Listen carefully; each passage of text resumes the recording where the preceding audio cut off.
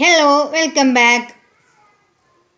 നമ്മളിപ്പോൾ എടുത്തുകൊണ്ടിരിക്കുന്നത് ഹൈസ്കൂൾ ക്ലാസ്സിലെത്തിയിട്ടുണ്ട്. LP-യുടെയും UP-യുടെയും ക്ലാസ്സുകളൊക്കെ നമ്മൾ അപ്ലോഡ് ചെയ്തിട്ടുണ്ട്. നിങ്ങൾ ആരെങ്കിലും കാണാത്തവരുണ്ടെന്നുണ്ടെങ്കിൽ അതൊക്കെ പോയിട്ട് കാണുക, മോക്ക് ടെസ്റ്റുകൾ അറ്റൻഡ് ചെയ്യുക. ഇപ്പോൾ കിട്ടുന്ന ഈ ഫ്രീ ടൈം മാക്സിമം യൂസ് ചെയ്യുക കേട്ടോ. എല്ലാവരും സേഫായിട്ട് ഇരിക്കുകയാണെന്നാണ് വിചാരിക്കുന്നത്. എങ്ങനെയാണ് നിങ്ങളുടെ അവസ്ഥ എന്നൊക്കെ കമൻറ്റ് ചെയ്യുക കേട്ടോ. ഓക്കെ, അപ്പോൾ നമ്മൾ ഇന്ന് എടുക്കാൻ പോകുന്നത് ഹൈസ്കൂളിൽ ബേസിക് സയൻസ് നമ്മൾ എടുത്തുകൊണ്ടിരിക്കുന്നത്. അതിൽ ഫസ്റ്റ് പാർട്ടിൽ ആദ്യത്തെ 4 ചാപ്റ്റേഴ്സ് നമ്മൾ കംപ്ലീറ്റ് ചെയ്തു. 4ാമത്തെ ചാപ്റ്റർ കെമിസ്ട്രി റിലേറ്റഡ് ആയിരുന്നു. 5ാമത്തെ ചാപ്റ്ററാണ് ഇന്ന് എടുക്കുന്നത്, പദാർത്ഥങ്ങളിലെ അടിസ്ഥാന ഘടകങ്ങൾ. 5ാമത്തെ ചാപ്റ്ററും കെമിസ്ട്രി റിലേറ്റഡ് തന്നെയാണ്. അതിനുമുമ്പ് ഇന്നത്തെ ചാപ്റ്റർ തുടങ്ങുന്നതിന് മുമ്പ് നമുക്ക് 4ാമത്തെ പാഠത്തിലെ മോക്ക് ടെസ്റ്റിൻ്റെ ആൻസർ കീസ് പറയാനുണ്ട്. എല്ലാവരും എഴുതിയിട്ടുണ്ടാകും. നമുക്ക് ആൻസർ കീസ് മാത്രം പറയാം. 29 ചോദ്യങ്ങളായിരുന്നു 4ാമത്തെ ചാപ്റ്ററിലെ മോക്ക് ടെസ്റ്റിൽ ഉണ്ടായിരുന്നത്. 1. ഖരാവസ്ഥയിൽ ഖരാവസ്ഥ. 2. അയഡീൻ 3. ബാഷ്പീകരണം വഴി 4. ആംശിക സ്വേദനം 5. രക്തത്തിൽ നിന്ന് രക്തകോശം വേർതിരിക്കാൻ 6. അഞ്ചാമത്തതിൻ്റെ ഉത്തരം സെൻട്രിഫ്യൂജ്. 6. സുഷിരങ്ങളിലൂടെ ആ ചോദ്യത്തിൻ്റെ ഉത്തരം കേശികത്വം. 7. പ്ലാസ്മ. 8. ഖരാവസ്ഥ. 9. ഡിഫ്യൂഷൻ. 10. സ്വേദനം ഓർ ഡിസ്റ്റിലേഷൻ. 11.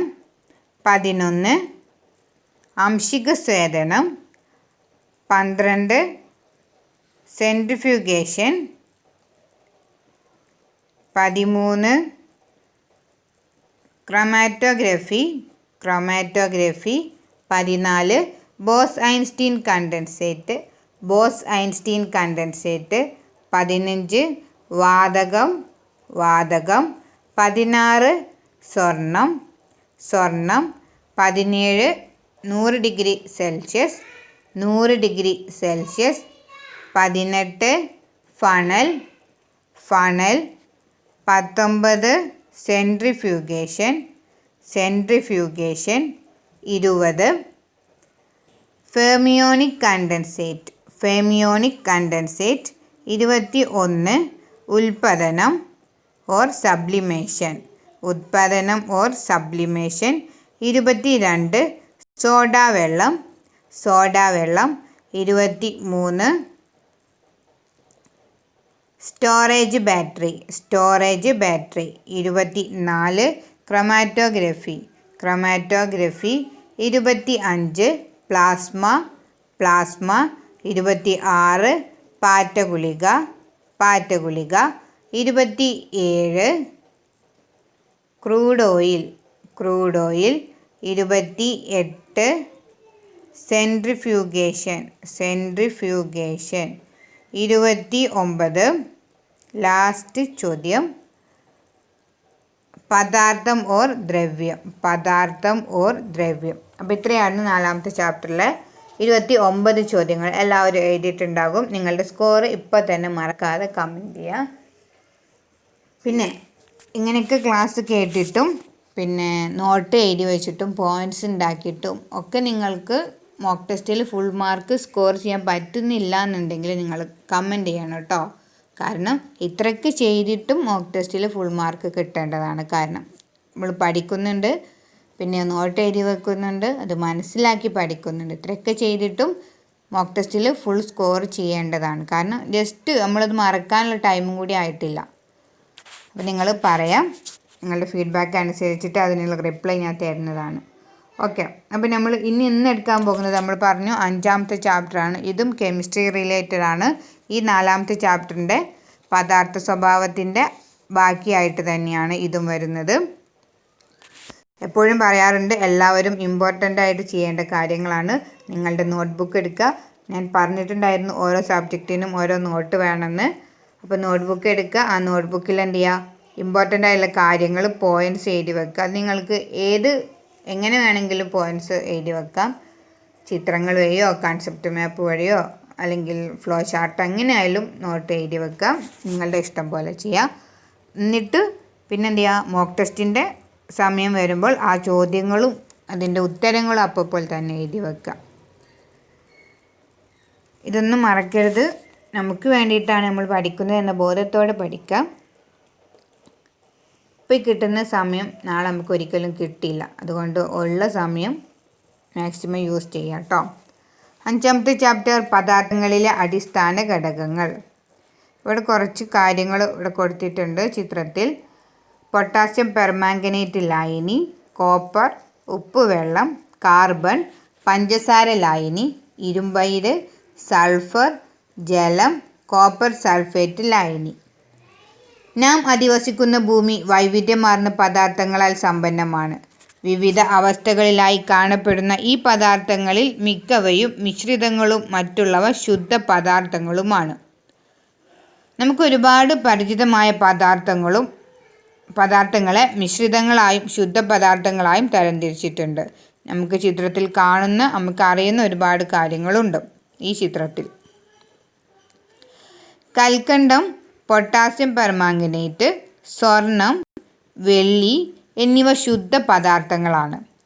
കൽക്കണ്ട ലായനിയിലും പൊട്ടാസ്യം പെർമാംഗനേറ്റ് ലായനിയിലും കണികകൾ കാണാൻ കഴിയാത്തത് അവ അതിസൂക്ഷ്മ കണങ്ങളായതുകൊണ്ടാണ്.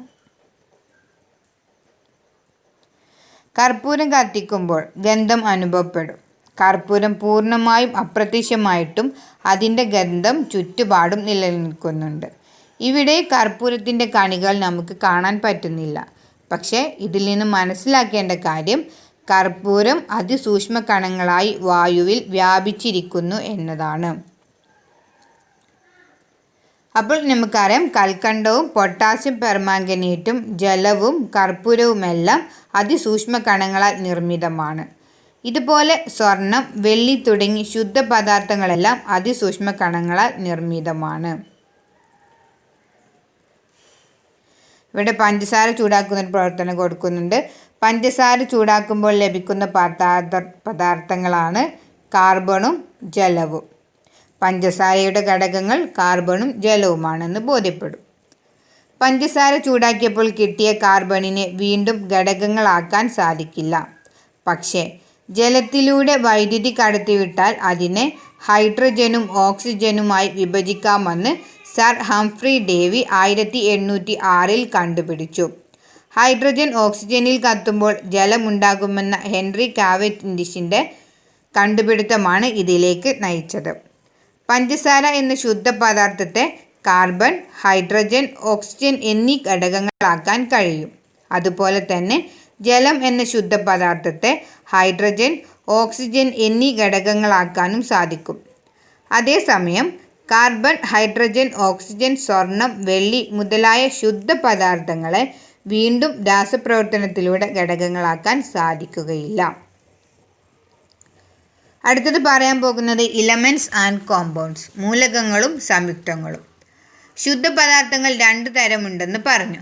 ഇവയിൽ രാസപ്രക്രിയയിലൂടെ വിഘടിപ്പിച്ച് ഘടകങ്ങളാക്കാൻ സാധിക്കാത്ത ശുദ്ധ പദാർത്ഥങ്ങളാണ് മൂലകങ്ങൾ എന്ന് പറയുന്നത്. നമുക്കറിയാം, ഹൈഡ്രജൻ, ഓക്സിജൻ, നൈട്രജൻ ഇതെല്ലാം എന്താണ്? മൂലകങ്ങളാണ്. 2 അതിലധികമോ മൂലകങ്ങൾ രാസപ്രക്രിയയിലൂടെ ചേർന്നുണ്ടാകുന്ന പദാർത്ഥങ്ങളാണ് സംയുക്തങ്ങൾ. ഇവയെ രാസപ്രക്രിയയിലൂടെ ഘടക മൂലകങ്ങളാക്കി മാറ്റാൻ കഴിയും. സംയുക്തങ്ങൾ ഏതൊക്കെയാണ്? ജലം, പഞ്ചസാര, ഒരുപാട് കാര്യങ്ങളുണ്ട് അല്ലേ? അപ്പോൾ ഒന്നുകൂടെ പറയാം. രാസപ്രവർത്തനങ്ങളിലൂടെ വിഘടിപ്പിച്ച് ഘടകങ്ങളാക്കാൻ കഴിയാത്ത പദാർത്ഥങ്ങളാണ് മൂലകങ്ങൾ. ശുദ്ധ പദാർത്ഥങ്ങളാണ് മൂലകങ്ങൾ. രാസപ്രവർത്തനങ്ങളിലൂടെ 2 അതിലധികമോ മൂലകങ്ങൾ ചേർന്നുണ്ടാകുന്ന പദാർത്ഥങ്ങളാണ് സംയുക്തങ്ങൾ അഥവാ കോമ്പൗണ്ട്സ്. ബെർസീലിയസ്. മൂലകങ്ങളുടെ പേരുകൾ വന്ന വഴിയാണ് നമ്മൾ പറയാൻ പോകുന്നത്. ഫസ്റ്റ് ആദ്യകാലങ്ങളിൽ ചിത്രങ്ങളാണ് മൂലകങ്ങളുടെ പ്രതീകങ്ങളായി ഉപയോഗിച്ചിരുന്നത്. ആധുനിക രീതിയിലുള്ള പ്രതീക സമ്പ്രദായം ആവിഷ്കരിച്ചത് ബെർസീലിയസ് എന്ന സ്വീഡിഷ് ശാസ്ത്രജ്ഞനാണ്. Berzelius selenium, thorium, cerium, silicon എന്നീ മൂലകങ്ങൾ ബെർസീലിയസ് കണ്ടുപിടിച്ചു. ഓരോ മൂലകത്തിൻ്റെ പേര് വന്ന വഴിയാണ് പറയുന്നത്. ആദ്യകാലങ്ങളിൽ സ്ഥലം, രാജ്യം, ഭൂഖണ്ഡം, സ്വഭാവ ഗുണങ്ങൾ, ശാസ്ത്രജ്ഞർ, ഗ്രഹങ്ങൾ, ഉപഗ്രഹങ്ങൾ എന്നിവയുമായി ബന്ധപ്പെട്ടാണ് മൂലകങ്ങൾക്ക് പേര് നൽകിയത്. പൊളോണിയം പോളണ്ട് എന്ന രാജ്യത്തിൻ്റെ പേരിലാണ്. ക്യൂറിയം മേരി ക്യൂറിയോടുള്ള ആദര സൂചകമായിട്ട്. ക്രോമിയം നിറം ബേസ്ഡ്. ഇൻഡിയം ഇൻഡിഗോ നിറം ബേസ്ഡ് ആണ്. ക്ലോറിനും ക്ലോറോ നിറം ബേസ്ഡ് ആണ്. നെപ്റ്റ്യൂൺ എന്ന ഗ്രഹത്തിൻ്റെ നാമകരണം. യൂറോപ്പ് എന്ന ഭൂഖണ്ഡത്തിൻ്റെ ബേസിൽ വന്നത്. ഇനിയുണ്ട് ഇവിടെ ഒരുപാട് കാര്യങ്ങൾ കണ്ടെത്തി എഴുതാൻ പറഞ്ഞിട്ടുണ്ട്. അമേരിഷ്യം നമുക്കറിയാം, അമേരിക്ക രാജ്യം. ഫ്രാൻസ്. പ്ലൂട്ടോണിയം ഗ്രഹം. ടൈറ്റാനിയം എന്താണ്? ഭൂമിപുത്രൻ്റെ പേരിൽ നിന്ന് ലഭിച്ചതാണ് ടൈറ്റാനിയം എന്ന പേര്. അങ്ങനെ ഓരോ പേരിനും ഓരോ നാമം ചെയ്തതിന് ഓരോ അടിസ്ഥാനങ്ങളുണ്ട്. പിന്നെ ശാസ്ത്രജ്ഞന്മാരുടെ പേരിൽ വന്നതാണ് മെൻഡലീവിയം, റുദർഫോർഡിയം. പ്രതീകങ്ങൾ അഥവാ സിംബൽസ്. മൂലകങ്ങളെ പ്രതിനിധാനം ചെയ്യാൻ പ്രതീകങ്ങൾ ഉപയോഗിക്കുന്നു. പല രീതിയിൽ മൂലകങ്ങൾക്ക് പ്രതീകങ്ങൾ നൽകിയിട്ടുണ്ട്. കാർബൺ പ്രതീകം C, oxygen O, nitrogen N, hydrogen H, sulphur S. English നാമത്തിലെ ആദ്യ അക്ഷരങ്ങളാണ് പട്ടികയിലെ മൂലകങ്ങളുടെ പ്രതീകങ്ങളായി ഉപയോഗിച്ചിട്ടുള്ളത്. ഇംഗ്ലീഷിലെ വലിയ അക്ഷരങ്ങളാണ് പ്രതീകങ്ങളായി ഉപയോഗിക്കുന്നത്. എന്നാൽ ചില മൂലകങ്ങളുടെ പ്രതീകങ്ങളായി ഇംഗ്ലീഷ് നാമത്തിലെ ആദ്യ അക്ഷരത്തിന് പുറമെ രണ്ടാമത്തെ അക്ഷരമോ മറ്റേതെങ്കിലും പ്രധാന അക്ഷരമോ ചെറിയ അക്ഷരമായി കൂടെ ഉപയോഗിക്കുന്നു. ഉദാഹരണം: calcium Ca, chlorine Cl, chromium Cr, bromine Br, beryllium Be. ചില മൂലകങ്ങളുടെ പ്രതീകങ്ങൾ അവയുടെ ലാറ്റിൻ ഭാഷയിലെ പേരുകളിൽ നിന്നാണ് സ്വീകരിച്ചിട്ടുള്ളത്. ഉദാഹരണം: സോഡിയം ലാറ്റിൻ നാമം നാട്രിയം, പ്രതീകം Na. Potassium kalium K, copper cuprum Cu, iron ferrum Fe. മൂലകങ്ങളെ ഉൾക്കൊള്ളിച്ചുണ്ടാക്കിയ ആവർത്തന പട്ടികയാണ് ഇവിടെ കൊടുത്തിട്ടുള്ളത്.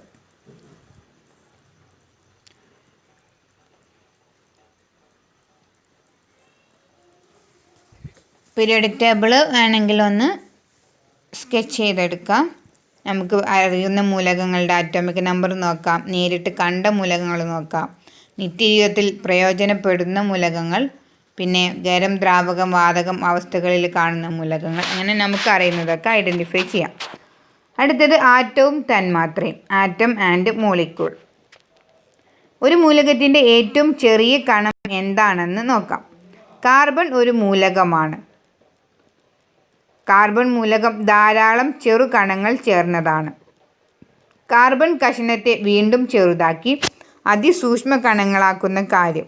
ഇങ്ങനെ വിഭജിക്കുമ്പോൾ കാർബണിൻ്റെ എല്ലാ ഗുണങ്ങളും കാണിക്കുന്ന ഏറ്റവും ചെറിയ ഒരു കണം ലഭിക്കും.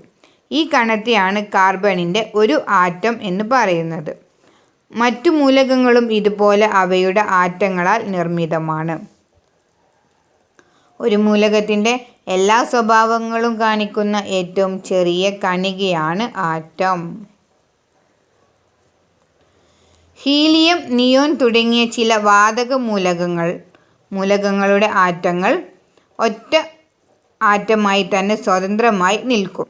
എന്നാൽ ഹൈഡ്രജൻ, ഓക്സിജൻ മുതലായ വാതക മൂലകങ്ങളുടെ ആറ്റങ്ങൾക്ക് രണ്ടാറ്റങ്ങൾ ചേർന്ന് ജോഡിയായി മാത്രമേ നിൽക്കാൻ സാധിക്കുകയുള്ളൂ. മറ്റു ചില മൂലകങ്ങളുടെ ആറ്റങ്ങൾ രണ്ടിലധികം ആറ്റങ്ങളുടെ ഗ്രൂപ്പായാണ് കാണപ്പെടുന്നത്. നിങ്ങൾക്കറിയാം, ഇവിടെ ചിത്രത്തിൽ കാണുന്നുണ്ട്. നിയോൺ Ne ഒന്നേ ഉള്ളൂ, ഓക്സിജൻ O2 രണ്ടാണ്, P4 phosphorus, S8 sulphur, HE ഒന്നേ ഉള്ളൂ, അത് 1. നമ്മൾ പറഞ്ഞു ഹീലിയം നിയോണൊക്കെ ഒറ്റ ആറ്റമായിട്ട് തന്നെ സ്വതന്ത്രമായി നിലനിൽക്കാൻ കഴിയുന്നതാണ്.